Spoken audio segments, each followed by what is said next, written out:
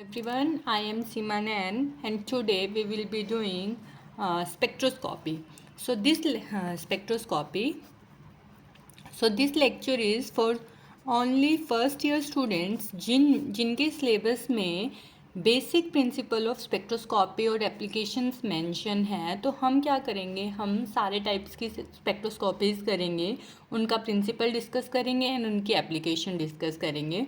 सबसे पहले स्पेक्ट्रोस्कोपी क्या होता है, एक टर्म होती है स्पेक्ट्रोस्कोपी। वो क्या होता है? स्पेक्ट्रोस्कोपी होता है interaction of electromagnetic radiations with matter कि डिफरेंट टाइप्स ऑफ, मतलब इलेक्ट्रोमैग्नेटिक रेडिएशंस क्या होती हैं बच्चों? इलेक्ट्रोमैग्नेटिक रेडिएशंस वो होती हैं जिनका दोनों नेचर होता है, वेव नेचर भी होता है जिनका, और जिनका इलेक्ट्रॉनिक नेचर भी होता है, वो होती हैं इलेक्ट्रोमैग्नेटिक रेडिएशंस। तो जब ये इलेक्ट्रोमैग्नेटिक रेडिएशंस मैटर के साथ इंटरेक्ट करती हैं, उस टर्म को हम बोलते हैं स्पेक्ट्रोस्कोपी। ठीक है, तो दो तरह की बेसिक स्पेक्ट्रोस्कोपी किस पर डिपेंड करती है? एक रिलेशन होता है, spectroscopy is always in accordance with this relation, delta is equal to h nu. अब डेल्टा ई क्या होता है? डेल्टा ई होता है energy difference between final minus initial state के बीच में जो एनर्जी डिफरेंस होता है वो होता है डेल्टा ई। एच होता है प्लैंक्स कांस्टेंट एंड न्यू होता है frequency of radiation, frequency of electromagnetic radiation, और एच प्लैंक्स कांस्टेंट जिसकी वैल्यू होती है 6.62 इंटू 10⁻34 जूल्स सेकेंड्स। ठीक है, तो अब स्पेक्ट्रोस्कोपी टू टाइप्स की होती है, दो टाइप्स की होती है। कौन कौन सी? एक होती है इमिशन स्पेक्ट्रोस्कोपी। मैं इस लेक्चर में आप लोगों को हर एक स्पेक्ट्रोस्कोपी का प्रिंसिपल और एप्लीकेशन एक्सप्लेन करूँगी। I will tell you 10 points about every type of spectroscopy. Like emission spectroscopy की बात करते हैं अगर हम, तो इमिशन स्पेक्ट्रोस्कोपी क्या होता है? इमिशन स्पेक्ट्रोस्कोपी, देखो नाम से ही पता चल रहा है इमिशन स्पेक्ट्रोस्कोपी। तो क्या होता है, जब एटम्स और मॉलिक्यूल्स को, इधर you can talk about atoms और you can talk about molecules, basically molecules.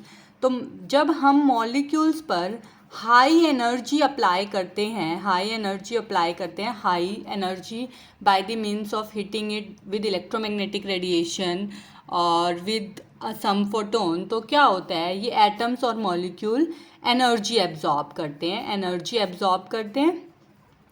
Energy absorb करने के बाद क्या होता है? They get excited to higher states, excite हो जाते हैं। तो जो इसमें इलेक्ट्रॉन प्रेजेंट होते हैं, एटम्स और मॉलिक्यूल्स में जो इलेक्ट्रॉन प्रेजेंट होते हैं, they are also excited to higher states, क्योंकि इलेक्ट्रॉन का शॉर्ट लाइफ होता है एक्साइटेड स्टेट में, बहुत शॉर्ट लाइफ के लिए वो वहाँ रह सकते हैं एक्साइटेड स्टेट्स में। तो they come back to ground state, वो ग्राउंड स्टेट में वापस आते हैं। And when they come back to ground state they emit light, वो एमिट करते हैं रेडिएशंस, लाइट भी बोल सकते हैं, दे एमिट रेडिएशन। और जब इस एमिटेड रेडिएशन, और जब इस एमिटेड रेडिएशन को हम किसी प्रिज्म से या किसी प्रिज्म से आर्क से पास करते हैं तो हमें मिलता है इमिशन स्पेक्ट्रम। तो हमारे पास इमिशन स्पेक्ट्रम आ जाता है। क्या होता है, फिर से बताते हैं, देखिए क्या होता है। एटम्स और मॉलिक्यूल्स को हम हाई एनर्जी देते हैं by means of electromagnetic radiations, photons etcetera. तो जब हम उन्हें हाई एनर्जी देते हैं तो दे एब्जॉर्ब एनर्जी और get excited to higher states. तो जो उनमें इलेक्ट्रॉन्स होते हैं they also get excited to higher states, क्योंकि एक्साइटेड स्टेट में इलेक्ट्रॉन्स का लाइफ स्पैन बहुत कम होता है। तो इसलिए, क्योंकि वहाँ पे वो स्टेबल नहीं होते हैं, उनकी एनर्जी ज़्यादा होती है, and every system likes to go towards stability. तो इलेक्ट्रॉन्स वापस से ग्राउंड स्टेट में आते हैं। जब वो ऐसा करते हैं दे एमिट रेडिएशन, और जब इस एमिटेड रेडिएशन को हम प्रिज्म से पास करते हैं तो हमारे पास आता है इमिशन स्पेक्ट्रम। हम एग्जांपल भी लेंगे। उससे पहले दूसरी ये तो इमिशन स्पेक्ट्रोस्कोपी हो गई। दूसरे टाइप की स्पेक्ट्रोस्कोपी होती है एब्जॉर्प्शन स्पेक्ट्रोस्कोपी। एब्जॉर्प्शन स्पेक्ट्रोस्कोपी क्या होती है? एब्जॉर्प्शन स्पेक्ट्रोस्कोपी होती है जब हम इलेक्ट्रोमैग्नेटिक रेडिएशन को किसी आर्क या फिर किसी भी ट्रांसपेरेंट मीडियम से पास करते हैं, किसी इलेक्ट्रोमैग्नेटिक रेडिएशन को, तो क्या होता है, सम आर रिफ्लेक्टेड, कुछ तो रिफ्लेक्ट बैक करती हैं, और सम आर एब्जॉर्ब, कुछ रेडिएशन एब्जॉर्ब हो जाती है, एब्जॉर्प्शन होती है कुछ का, और सम आर ट्रांसमिटेड, कुछ ट्रांसमिट हो जाती है। जब हम किसी इलेक्ट्रोमैग्नेटिक रेडिएशन को किसी ट्रांसपेरेंट मीडियम से पास करते हैं तो some of electromagnetic radiations get reflected, some are absorbed and some are transmitted. ठीक है, तो जब ये इस ट्रांसमिटेड रेडिएशन को हम किसी प्रिज्म या आर्क या फिर ग्रेटिंग से पास करते हैं, आप लोगों ने अगर फिजिक्स की लैब में देखा होगा, प्रिज्म, आर्क और ग्रेटिंग ये एक ऐसे स्क्वायर शेप की होती है, ग्लास की बनी होती है ग्रेटिंग, और प्रिज्म ऐसे शेप का होता है, 3D शेप का। तो प्रिज्म ऐसा होता है और ग्लास से बने होते हैं ये। तो ये अगर फिजिक्स लैब में जनरली हम इसे इन एक्सपेरिमेंट्स को करते हैं। तो क्या होता है, जब ट्रांसमिटेड लाइट को हम प्रिज्म, आर्क और ग्रेटिंग से पास करेंगे तो हमें एब्जॉर्प्शन स्पेक्ट्रा मिलेगा। और एब्जॉर्प्शन स्पेक्ट्रा में क्या आएगा, एब्जॉर्प्शन स्पेक्ट्रा में आएगी वो portion of incident light, that portion of incident light which has been absorbed, जो एब्जॉर्ब हुआ था, सिर्फ वो पोर्शन ऑफ इंसिडेंट लाइट आएगा एब्जॉर्प्शन स्पेक्ट्रा में, बाकी जगह पे डार्क पैचेस होंगे। फॉर एग्जाम्पल, दोनों का एग्जाम्पल ले लेते हैं हम, इमिशन स्पेक्ट्रा का भी और एब्जॉर्प्शन स्पेक्ट्रा का भी। क्या होता है इमिशन और एब्जॉर्प्शन स्पेक्ट्रा में, जैसे आप सोडियम लैम्प देखा होगा आपने, सोडियम फ्लेम की बात की होगी। सोडियम फ्लेम क्या होता है, जब हम किसी सोडियम फ्लेम को एग्जामिन करते हैं तो सोडियम फ्लेम में दो येलो लाइंस आती हैं। मतलब जनरली जब सोडियम को आप फ्लेम में, सोडियम को येलो लाइंस आती है सोडियम फ्लेम में, मतलब सोडियम एलिमेंट को आप फ्लेम के पास लेके जाओगे तो आपको दो येलो लाइंस दिखाई देती हैं। कैसे आती हैं वो दो येलो लाइंस? इमिशन स्पेक्ट्रा में आती हैं दो येलो लाइंस। तो इमिशन स्पेक्ट्रा में दो येलो लाइंस क्यों आती है? जब सोडियम को हम फ्लेम में प्लेस करते हैं तो इलेक्ट्रॉन्स जो हैं दे आर एक्साइटेड, क्योंकि अगेन इलेक्ट्रॉन्स का लाइफ स्पैन कम होता है, दे एक्साइटेड स्टेट से they come back to ground state, और जब वो ग्राउंड स्टेट में आते हैं तो दे एमिट लाइट। वो कौन सी लाइट एमिट करते हैं? दे एमिट लाइट जिसकी वेवलेंथ होती है corresponding to yellow. Visible light में आपको पता है वाइट लाइट होती है विजिबल लाइट, जिसमें अगर हम देखें तो 7 कलर्स की जो रेनबो में कलर्स होते हैं वो 7 कलर्स से बनती है वाइट लाइट। तो उसमें से येलो लाइट, वो लाइट ये एमिट करेंगे corresponding to wavelength of yellow colour के वेवलेंथ के कॉरस्पॉन्डिंग जो लाइट है उस लाइट को वो एमिट करेंगे, इसलिए हमें दो येलो लाइंस दिखाई देती हैं इमिशन स्पेक्ट्रा में। लेकिन अगर हम इस जो स्पेक्ट्रल लाइंस हैं उसको हम अगर आर्क से पास कर दें, सोडियम फ्लेम में आर्क से पास कर दें, तो क्या होगा, ये दो येलो लाइंस डिसअपियर हो जाएंगी और हमें बाकी की सारी लाइंस दिखेंगी, वाइट लाइट के स्पेक्ट्रा वाली सारी लाइंस दिखेंगी और ये दो येलो लाइंस डिसअपियर हो जाएगी। उसको हम बोलते हैं एब्जॉर्प्शन स्पेक्ट्रा। तो एब्जॉर्प्शन स्पेक्ट्रा में क्या होता है, इन दो लाइंस की जगह पे डार्क पैचेस दिखाई देते हैं, इन लाइंस की जगह पे, और बाकी जगह पे हमें सारे कलर की लाइट्स दिखाई देती हैं, सारे कलर्स दिखाई देते हैं जो वाइट लाइट में होते हैं। So this would be absorption spectra of sodium. अब क्या होता है, जनरल प्रिंसिपल ऑफ स्पेक्ट्रोस्कोपी की अगर हम बात करें, principle of spectroscopy, this is general principle of spectroscopy, in general बात कर रहे हैं हम, सभी स्पेक्ट्रोस्कोपी पर ये अलाउ होता है। तो जनरल प्रिंसिपल ऑफ स्पेक्ट्रोस्कोपी क्या है? जनरल प्रिंसिपल ऑफ स्पेक्ट्रोस्कोपी क्या है? Lambert's Beer's law, Lambert's Beer's law, Lambert Beer law बोलते हैं और इसको बियर्स लॉ भी बोलते हैं। तो लैम्बर्ट्स एंड बियर्स दो साइंटिस्ट थे जिन्होंने ये प्रिंसिपल दिया है। इन्होंने अपना अपना प्रिंसिपल दिया, बियर्स ने बियर्स का, लैम्बर्ट्स ने लैम्बर्ट्स का, और फिर इनको क्लब कर दिया गया because they were saying almost same thing in different medium. तो हमने उसको कंबाइन करके लैम्बर्ट्स बियर्स लॉ कर दिया। क्या होता है लैम्बर्ट्स लॉ? लैम्बर्ट्स लॉ की बात करिए, सबसे पहले एक एक करके पढ़ेंगे, फिर उसके बाद इसको कंबाइन करके। लैम्बर्ट्स लॉ क्या होता है? Lambert's law says fraction of light absorbed, fraction of दो चीज़ें हम कंसिडर करते हैं। I, that is intensity of transmitted light, intensity of transmitted light, और आई नोट हो गया intensity of incident light, intensity of incident light.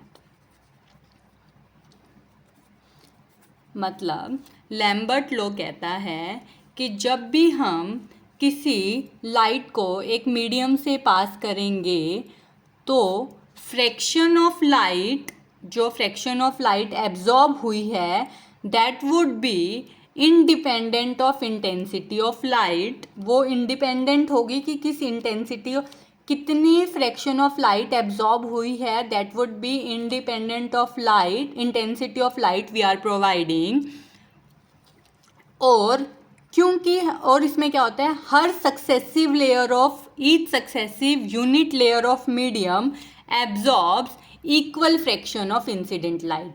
मतलब वो इंटेंसिटी ऑफ इंसिडेंट लाइट पर डिपेंड नहीं करेगा, वो डिपेंड करेगा थिकनेस ऑफ मीडियम पर, कि मीडियम की थिकनेस क्यों है, and provided that each thickness of medium absorbs equal intensity of light, equal fraction of light.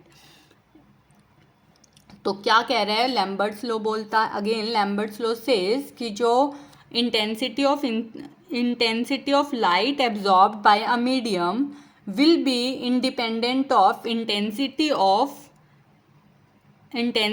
incident light, provided each unit layer of medium will absorb equal fraction of incident light। ठीक है, ये बोलता है Lambert's law. Bears law क्या कहता है? Bears law is basically defined for solutions. ये solutions के लिए डिफाइन होता है, ये सॉलिड मीडिया के लिए डिफाइन करा था उन्होंने। ये क्या कहता है कि जो अमाउंट ऑफ लाइट एब्जॉर्ब्ड है, amount of light absorbed will be directly proportional to concentration of absorbing medium पर डिपेंड करेगा। प्रोवाइडिंग कि जो each molecule in the solution absorbs equal intensity of light, equal fraction of light would be better term, fraction of light.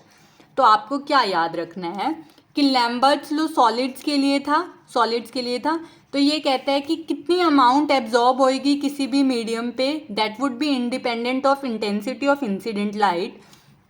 तो वो किस पे depend करेगा? वो डिपेंड करेगा मैटर पर। हर unit layer of matter absorbs equal intensity of light. ठीक है, तो इसकी थिकनेस पे डिपेंड करेगा कितनी इंटेंसिटी ऑफ लाइट एब्जॉर्ब हुई है, ना कि इंसिडेंट लाइट की इंटेंसिटी पर। ऐसे ही बियर्स लॉ क्या कहता है, कितनी लाइट एब्जॉर्ब हुई है, कितना amount of incident light absorb हुआ है, that would be directly proportional to concentration of absorbing medium, कि क्या कॉन्सेंट्रेशन है सॉल्यूशन की, प्रोवाइडेड ईच पार्टिकल या each molecule in the solution absorbs equal fraction of light. तो ये था हमारा जनरल प्रिंसिपल ऑफ स्पेक्ट्रोस्कोपी, जिसमें हमने क्या क्या किया, spectroscopy, emission spectroscopy, absorption spectroscopy and general principle of spectroscopy, जिसमें लैम्बर्ट्स बियर्स लॉ किया हमने।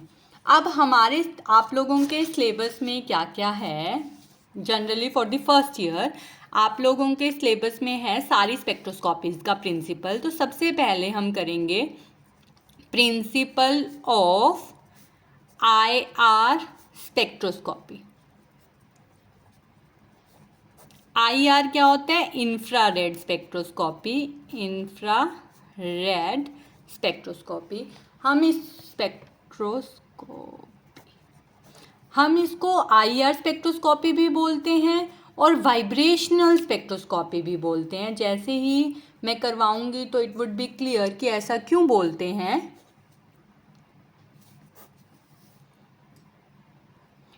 तो हम ये डिस्कस करेंगे कि क्यों बोलते हैं स्पेक्ट्रोस्कोपी। ये जब हम प्रिंसिपल डिस्कस करेंगे it would be clear why infrared spectroscopy is called vibrational spectroscopy. नाम से भी पता चल रहा है। देखो, इंफ्रारेड स्पेक्ट्रोस्कोपी का मतलब है कि हम इसमें IR रेंज की फ्रीक्वेंसीज, रेडिएशन, इलेक्ट्रोमैग्नेटिक रेडिएशंस में सिर्फ IR फ्रीक्वेंसीज को हम यूज़ करेंगे, इसका ये मतलब है। तो होता क्या IR इंफ्रारेड स्पेक्ट्रोस्कोपी में क्या होता है? IR स्पेक्ट्रोस्कोपी में देखिए हर एक के हम 10-10 पॉइंट्स लर्न कर लेंगे।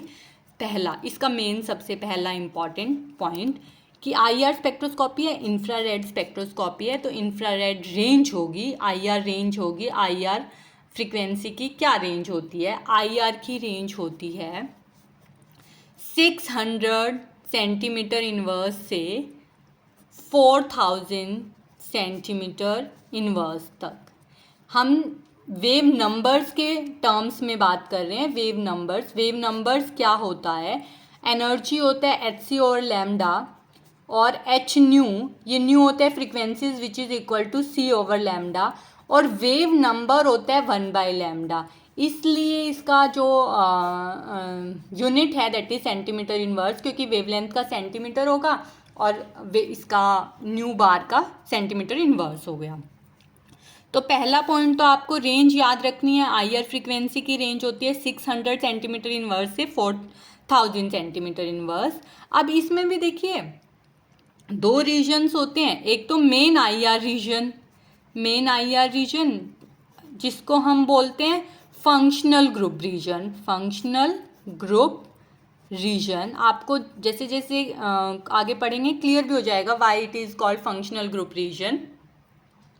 तो हम इसको फंक्शनल ग्रुप रीजन भी बोलते हैं। That is from 1500 centimetre inverse two 4000 centimetre inverse, functional group region. और दूसरा होता है फिंगरप्रिंट रीजन होता है बच्चों 600 सेंटीमीटर इनवर्स से लेके 1500 सेंटीमीटर इनवर्स तक। हम इसे फिंगरप्रिंट रीजन इसलिए बोलते हैं क्योंकि इस रीजन में जो IR स्पेक्ट्रा आता है वो हर मॉलिक्यूल्स के लिए अलग अलग होता है। जैसे हर इंसान के फिंगरप्रिंट्स अलग अलग होते हैं, ऐसे ही इस रेंज का जो स्पेक्ट्रा होता है वो हर मॉलिक्यूल के लिए अलग अलग होता है। But that is quite complicated to study. लेकिन अगर कोई नॉन मॉलिक्यूल है, हम कंपैरिजन करके वी कैन फाइंड आउट कि कौन सा मॉलिक्यूल का फिंगरप्रिंट रीजन है। बट इस रीजन को पढ़ना डिफ़िकल्ट होता है, लेकिन ये रीजन हर मॉलिक्यूल के लिए डिफरेंट होता है, इसलिए हम इसे फिंगरप्रिंट रीजन बोलते हैं। पर हम generally main functional group region को स्टडी करते हैं जो इसमें लाई करते हैं। अब हम बेसिक प्रिंसिपल की तरफ चलते हैं कि होता क्या है, इसमें क्या होता है। हम इसमें कंसिडर करते हैं क्योंकि इसको हम वाइब्रेशनल, देखो पहले तो इंफ्रारेड स्पेक्ट्रोस्कोपी और उसका दूसरा नाम आपको याद रखना है वाइब्रेशनल स्पेक्ट्रोस्कोपी। तो इंफ्रारेड स्पेक्ट्रोस्कोपी से आपको रेंज याद रखनी है, और वाइब्रेशनल स्पेक्ट्रोस्कोपी से आपका दूसरा पॉइंट आ गया कि जो एटम्स हैं किसी भी मॉलिक्यूल में, atoms in molecules are not rigid. ये याद रखना है हम इसमें कंसिडर, क्योंकि हमें पता है होता भी नहीं है, मॉलिक्यूल्स में एटम्स रिजिड नहीं होते हैं। वो अपनी मीन पोजीशन पर वाइब्रेट करते हैं टू एंड फ्रो, मतलब आगे और पीछे अलोंग द इंटरन्यूक्लियर एक्सिस के अलोंग दे वाइब्रेट करते हैं। 2 तरह की वाइब्रेशंस पॉसिबल होती हैं। एक तो होती है स्ट्रेचिंग और दूसरी होती है बेंडिंग। तो मतलब पहला पॉइंट है कि एटम्स और molecules are not rigid, they kept on vibrating to and fro along their position, and दो तरह की फ्रीक्वेंसीज होती हैं बिकॉज ऑफ देयर मोशन। एक होता है स्ट्रेचिंग और एक होता है बेंडिंग। अगेन अगर स्ट्रेचिंग वाइब्रेशन की बात करें, स्ट्रेचिंग मोड्स ऑफ वाइब्रेशन क्या होता है बच्चों? मान लो दो एटम्स हैं आपके पास, ये दो एटम। स्ट्रेचिंग मोड होता है जब इनका एक्सिस तो रिमेन सेम, एक्सिस सेम रहता है जिसमें, but distance between two atoms change होता है। Distance between two atoms do change depending upon symmetric stretching है। इस स्ट्रेचिंग भी आगे दो तरह की होती है, सिमेट्रिक स्ट्रेचिंग और एसिमेट्रिक स्ट्रेचिंग। पर स्ट्रेचिंग क्या होता है? स्ट्रेचिंग होता है distance between the atoms change, distance between atoms change in a molecule but axis remain same, axis remain same. ये होता है स्ट्रेचिंग, ये होता है स्ट्रेचिंग की डेफिनेशन।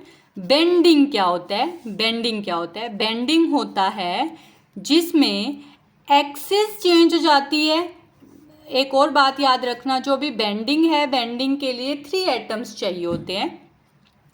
बेंडिंग के लिए हमें 3 एटम्स चाहिए होते हैं। बेंडिंग क्या होती है? ये बेंडिंग ये होती है। बेंडिंग में क्या होता है? Distance between atoms remain same, ये तो सेम रहता है, बट ये बॉन्ड एक्सिस चेंज हो जाती है। एक्सिस चेंज हो जाती है मतलब उनके बीच का बॉन्ड एंगल चेंज हो जाता है, इसको हम बेंडिंग बोलते हैं। स्ट्रेचिंग अगेन दो तरह की होती है, सिमेट्रिक स्ट्रेचिंग और असिमेट्रिक स्ट्रेचिंग।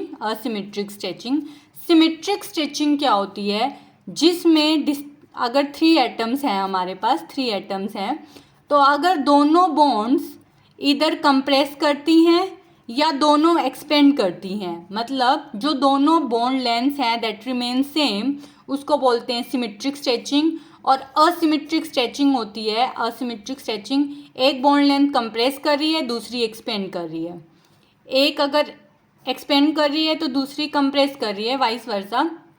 तो ये होता है असिमेट्रिक स्ट्रेचिंग, क्योंकि एक बॉन्ड लेंथ बढ़ जाएगी, इसमें जैसे देखो तो ये वाली बॉन्ड लेंथ कम हो जाएगी ऊपर के हिसाब से और ये वाली बढ़ जाएगी, तो एक बॉन्ड लेंथ कम हो जाती है और एक बॉन्ड लेंथ बढ़ जाती है, उसको बोलते हैं हम असिमेट्रिक स्ट्रेचिंग। तो क्या होता है? एटम्स रिजिड नहीं होते, दो वाइब्रेशन उनके atoms keeps on vibrating.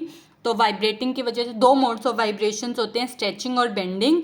Stretching mode of vibration क्या होता है और बेंडिंग मोड ऑफ वाइब्रेशन क्या होता है, ये मैंने बता दिया।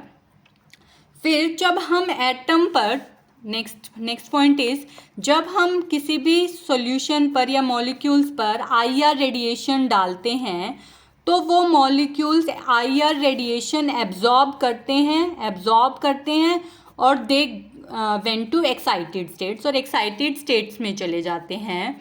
पर कौन से मॉलिक्यूल्स एब्जॉर्ब करेंगे आईआर रेडिएशन? सिर्फ वो मॉलिक्यूल्स जिनमें क्या होता है, देखिए जब भी मॉलिक्यूल्स रेडिएशन एब्जॉर्ब करते हैं तो उनका डाइपोल मूवमेंट चेंज होता है, ठीक है।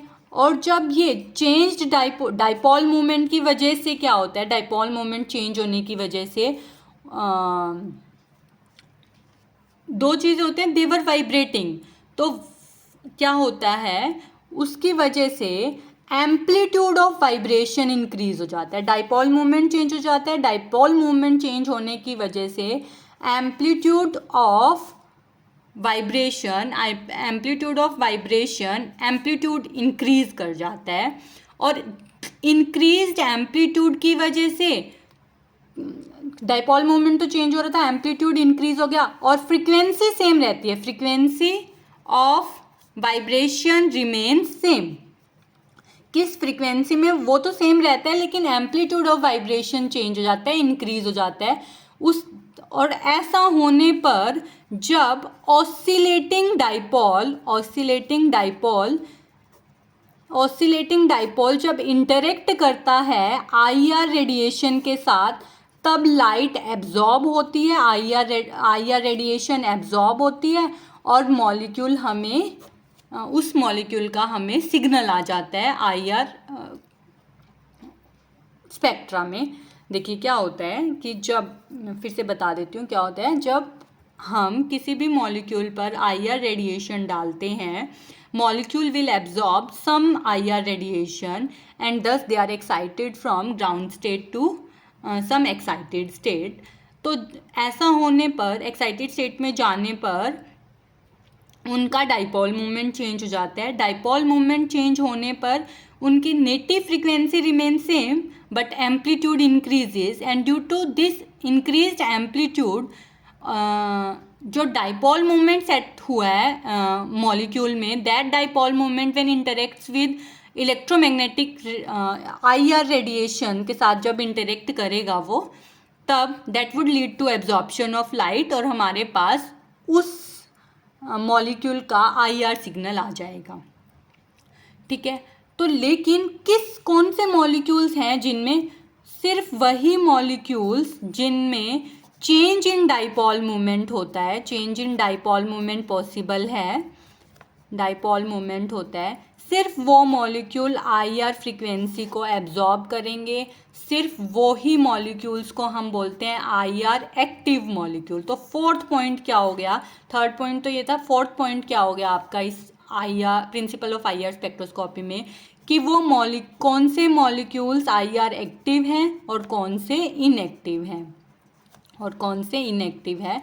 IR एक्टिव हैं जिनमें change in dipole movement possible है, डाइपोल मूवमेंट पॉसिबल है। IR इनएक्टिव जिनमें डाइपोल मूवमेंट चेंज नहीं होता, जितने भी होमोन्यूक्लियर मॉलिक्यूल्स हैं H2N2O2 वगैरह, तो इनमें डाइपोल मूवमेंट ज़ीरो होता है वैसे भी, और डाइपोल मूवमेंट चेंज भी नहीं होता, तो इनको IR इनएक्टिव मॉलिक्यूल्स बोलते हैं हम। ठीक है, तो ये 4-5 पॉइंट्स ही हैं मेन तो जो हमें लर्न करने हैं इसमें। अब एक और चीज़, आप कुछ मॉलिक्यूल्स के कैरेक्टरिस्टिक पिक्स लर्न, क्या होता है देखो, जब हम स्पेक्ट्रा, क्या होता है स्पेक्ट्रा, IR स्पेक्ट्रा में क्या होता है, हम परसेंटेज ट्रांसमिटेंस कि कोई भी मॉलिक्यूल कितना इंटेंसिटी ऑफ लाइट को ट्रांसमिट कर रहा है, और वेवलेंथ के कॉरस्पॉन्डिंग ये ग्राफ होता है, वेवलेंथ के कॉरस्पॉन्डिंग ग्राफ होता है ये।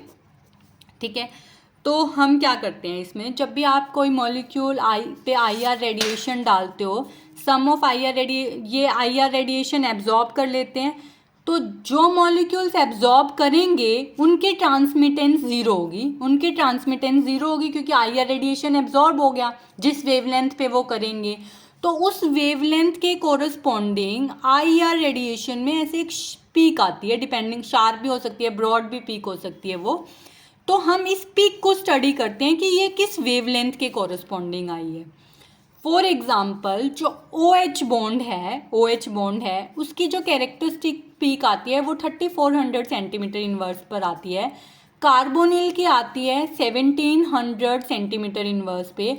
ऐसे आप 3-4 लर्न कर लो, बहुत ज़्यादा आपके लेवल पे 3-4 इज सफिशिएंट, तो लर्न कर लेना। देखो क्या होता है, क्योंकि फ्रीक्वेंसी ऑफ वाइब्रेशन किसी भी बॉन्ड की that is equal to 1/2π√K/μ। ये 5th पॉइंट है बच्चों इस प्रिंसिपल का, ये किसके बीच में ग्राफ होता है, और वहाँ पे जहाँ पे IR रेडिएशन एब्जॉर्ब हो जाती है वहाँ ट्रांसमिटेंस ज़ीरो हो जाता है। तो ट्रांसमिटेंस ज़ीरो होता है वहाँ पे, तो परसेंटेज ट्रांसमिटेंस बहुत कम हो जाता है, तो वहाँ पे हमें एक पीक दिखती है, और इस पीक को हम इसको बोलते हैं कैरेक्टरिस्टिक पीक। हर फंक्शनल ग्रुप के लिए अलग होती है ये कैरेक्टरिस्टिक पीक। तो हम 2-3 फंक्शनल ग्रुप से लर्न कर लेंगे, OH की इतने पे होती है, इसकी इतने पे होती है। क्यों होता है ऐसा, क्योंकि न्यू जो होता है 1/2π√K/μ होता है। म्यू क्या होता है बच्चों, म्यू होता है रिड्यूस्ड मास। दो एटम्स हैं अगर जिनके मास m1 और m2 है, तो 1/μ is equal to 1/m1 plus 1/m2, तो ये होता है रिड्यूस्ड मास। ठीक है, ये ऐसे निकालते हैं हम। और के होता है फोर्स कांस्टेंट, कि किसी भी इन दो एटम्स के बीच में जो ये बॉन्ड है इसकी स्ट्रेंथ कितनी है, that would be represented by force constant. तो क्या होता है, क्योंकि देखो ये हर एक के लिए फोर्स कांस्टेंट अलग अलग होगा, हर एक का रिड्यूस्ड मास अलग अलग होगा, इसलिए किस फ्रीक्वेंसी पर वो किस वेवलेंथ या किस फ्रीक्वेंसी पर वो पीक आएगी वो अलग अलग होती है। तो बेसिक कॉन्सेप्ट ये है कि ट्रांसमिटेंस और वेवलेंथ के बीच में ग्राफ होता है, कैरेक्टरिस्टिक्स पीक आती हैं हर फंक्शनल ग्रुप की। तो अब अगर हमें इसकी एप्लीकेशंस देखनी है, आईआर स्पेक्ट्रोस्कोपी की एप्लीकेशंस, आईआर स्पेक्ट्रोस्कोपी की एप्लीकेशंस क्या हो जाएंगी? सबसे पहली एप्लीकेशन जो इसी में ही आ गई है कि फंक्शनल ग्रुप डिटेक्शन में हेल्प करता है। फर्स्ट, फंक्शनल ग्रुप डिटेक्शन में हेल्प करता है। फंक्शनल ग्रुप डिटेक्शन बोल लो या फिर आप बोल सकते हो कि स्ट्रक्चर डिटर्मिनेशन में हेल्प करता है, किसी भी मॉलिक्यूल का स्ट्रक्चर डिटर्मिनेशन में हेल्प करता है। एक ही बात है, पहले लिख देना कि स्ट्रक्चर डिटर्मिनेशन में हेल्प करता है। कैसे करता है? क्योंकि ये फंक्शनल ग्रुप्स बता देता है, आइडेंटिफाई कर लेते हैं किसी भी ऑर्गेनिक कंपाउंड में कौन सा फंक्शनल ग्रुप है, तो उसकी हेल्प से हम उस मॉलिक्यूल का स्ट्रक्चर फाइंड आउट कर सकते हैं। दूसरा इसका है क्या है कि ये progress of reaction find out कर सकता है। प्रोग्रेस ऑफ रिएक्शन कैसे? आपने कोई रिएक्शन लगाई है, मान लो एल्कोहल से OH ग्रुप्स को CH2OH एल्कोहल ग्रुप है, इसको आप COH ग्रुप में एसिड में चेंज कर रहे हो। मान लो आपने ये रिएक्शन लगा दी, तो आपने पहले इसका आईआर स्पेक्ट्रा करा लिया। मान लो ये रिएक्शन 1 आवर के लिए चलाई है आपने कि 1 आवर में होगी ये रिएक्शन, डिपेंडिंग अपॉन कि कौन सा आप ऑक्सीडाइजिंग एजेंट ले रहे हो उस पर डिपेंड करता है। तो आप बीच में से किसी सॉल्यूशन का आईआर करा लो, ठीक है, 1 आवर के बाद। मतलब अगर ये रिएक्शन कंप्लीट हो जाएगी तो कॉरस्पॉन्डिंग टू OH जो पीक है वो नहीं आएगी, और आएगी वो कॉरस्पॉन्डिंग टू OH पीक आएगी, बट उसकी वो शिफ्ट कर जाएगी। लेकिन एक और पीक आएगी C डबल बॉन्ड O के कॉरस्पॉन्डिंग, जो पहले नहीं आएगी। 1700 के आसपास, 1760 सेंटीमीटर इनवर्स के आसपास कोई पीक आएगी। अगर वो आ रही है मतलब आपकी रिएक्शन कंप्लीट हो गई है। तो you may find out the progress of reaction, ठीक है। दूसरा ये हो गया, ये तो सेम ही बात थी, एक ही कॉन्सेप्ट पे थे। दूसरा, आप इम्प्योरिटीज़ फाइंड आउट कर सकते हो कि किसी भी कोई सॉल्यूशन कितना प्योर है। इम्प्योरिटीज़ इन अ कंपाउंड, अगर पीक शार्प आ रही हैं, बहुत शार्प पीक आ रही हैं और जो रिक्वायर्ड पीक होनी चाहिए उस कंपाउंड की सिर्फ वही आ रही हैं, तो मतलब वो कंपाउंड प्योर है। अदरवाइज कोई और एक्स्ट्रा पीक्स आ रही हैं तो मतलब उसमें इम्प्योरिटी है। फोर्थ, आप बता सकते हो सिस और ट्रांस आइसोमर्स फाइंड आउट कर सकते हो किसी मिक्स कि कितना रेशियो सिस का है, कितना रेशियो ट्रांस कंपाउंड का है किसी भी मिक्सचर ऑफ कंपाउंड्स में। आप वाटर सैंपल का डिटेक्शन कर सकते हो, water presence of water find out कर सकते हो कि किसी भी सैंपल में वाटर कितना प्रेजेंट है वो फाइंड आउट कर सकते हो। इसमें एक और है मेजरमेंट ऑफ पेंट्स, कि आप पेंट्स का कि क्या पेंट्स में कितने रेशियो में कौन सा कंपाउंड डाला हुआ है वो फाइंड आउट कर सकते हो। नेक्स्ट इज इंटरमॉलिक्यूल और intramolecule hydrogen bonding. Intramolecular hydrogen bonding में डिस्टिंग्विश कर सकते हो आप कि कौन सी बॉन्डिंग है। You can distinguish between intramolecular hydrogen bonding and intermolecular hydrogen bonding. Intra क्या होता है? विद इन मॉलिक्यूल, एक ही मॉलिक्यूल में होता है। और इंटर क्या होता है? 2 मॉलिक्यूल्स के बीच में, विद इन 2 मॉलिक्यूल्स के बीच में जो इंटरेक्शन होती है उसको इंटरमॉलिक्यूलर हाइड्रोजन बॉन्डिंग बोलेंगे। तो ये this was all about applications of IR spectroscopy, ठीक है। अब नेक्स्ट लेक्चर में हम लोग बाकी की स्पेक्ट्रोस्कोपीज़ को डिस्कस करेंगे 1 by 1। So thank you so much for today.